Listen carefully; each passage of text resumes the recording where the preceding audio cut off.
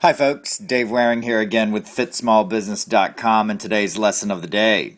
In our last video, we continued our series on how to start a successful business with a look at how to lease commercial real estate for your business.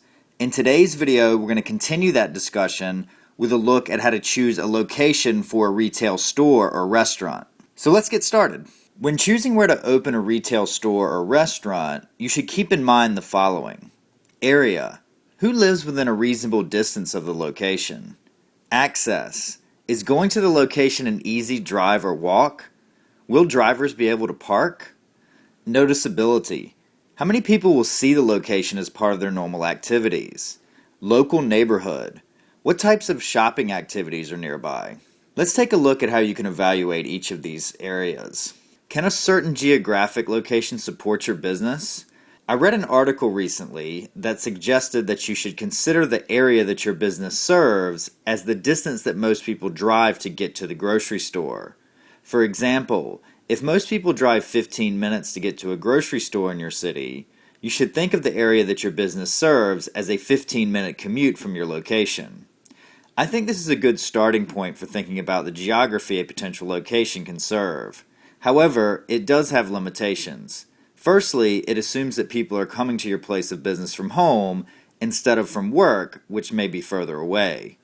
Also, the model doesn't recognize the different types of shopping and dining experiences. While potential customers might only be willing to travel 10 minutes to pick up a pizza, they might be willing to drive 45 minutes for a fancy dining experience. When deciding on how big the area your business serves is, think about how far a person might be willing to travel to buy from you. Generally speaking, the lower the dollar amount of the purchase and the more regularly they make the purchase, the shorter the distance customers are willing to travel. Once you decide on the area that your business serves, you should research the area. Here are some questions to answer. How many people live there? Are the people that live in the area your target customers? Do the people that live in the area spend money locally? For around $20, you can get a report from a company like EASI Demographics, which will provide this information for distances of 1, 3, and 5 miles from your location. I've included a link where you can learn more about this in the resources link below this video. Another important question to ask is, what does your competition look like? For example, if you're opening a restaurant, how many and how successful are the restaurants with similar price points and food styles? There are no hard and fast rules as to what constitutes market saturation. However, one barometer would be the success rate of new restaurants and whether or not you believe that your restaurant could be successful without taking away a big portion of the business from another restaurant. If you need to demolish a competitor to have success, the area is probably not fertile ground for starting that type of business. Access. If customers cannot get there easily, they are less likely to come. What constitutes access in major cities and downtown areas is different than suburban areas. In a downtown area, you want to look at foot traffic and proximity to public transportation like subways and bus stops. In suburban areas, it all comes down to the car. Ideally, you would want your business directly off a major roadway with good traffic. Many state and local municipal governments survey the traffic on roads and can provide you with this data. In fact, the data can be as granular as sections of particular roads.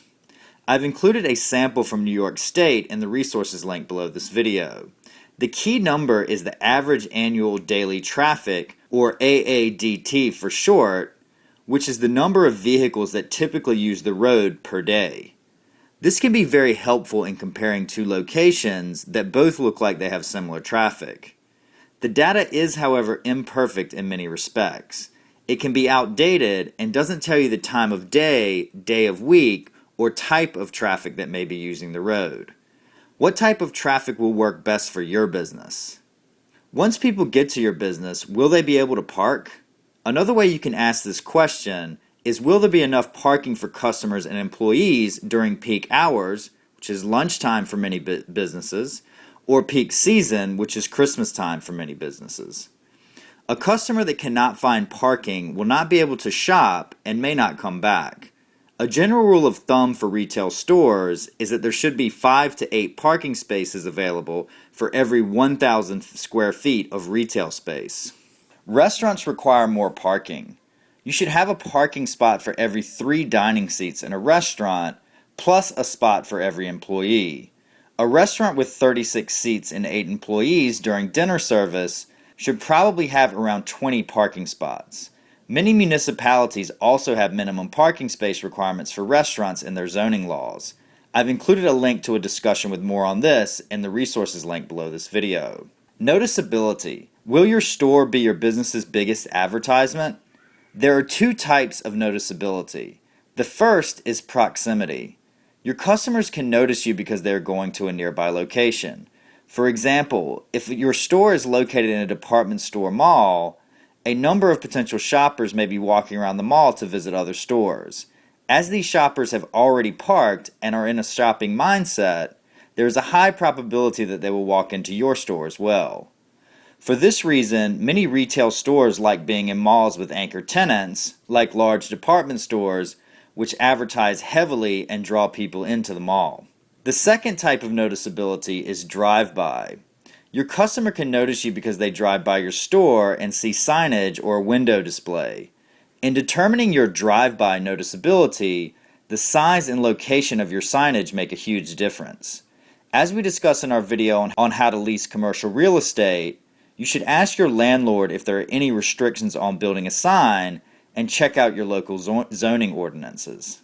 If you can have a big sign, the number of people driving by your establishment becomes even more important. Local neighborhood. Do you want to be located near the competition or far away from it? Have you ever noticed that car dealers tend to be clustered around each other? There's a very good reason why. When shopping for a new car or high-value ticket items, shoppers tend to visit multiple dealerships before they make a purchase. However, just because they want to visit multiple dealerships doesn't mean that they want to travel to find them. A potential car buyer might be inclined to take a test drive in a car that is not at the top of their try list if it's next to a dealer which sells a brand they like. There is also solid academic game theory behind locating next to a competitor. I've included a link to a video which explains this in the resources link below this video. For some businesses, like cars, furniture stores, and other high-value purchases, I think locating near the competition is a good idea. I also like the idea of locating near a complementary business when there is potential for cooperation instead of competition. For example, I think a vegetarian restaurant might want to be located near a pet store, a casual dining establishment by a movie theater, and an ice cream shop next to a school. When thinking about your local neighborhood, you should consider the perceptions of potential visitors. If you operate at night, will shoppers feel safe in the area? The level of lighting, number of people around, and the area's reputation will all play a role in how safe visitors feel. That's our video for today. If you have any questions or comments, please feel free to leave them in the comments sections below. That also wraps up our series on how to start a successful business, so be sure to stay tuned for our next video where we will begin a new series on how to run a successful business. For more great advice on how to start and run a successful business, be sure to visit us at fitsmallbusiness.com today. Thanks for watching.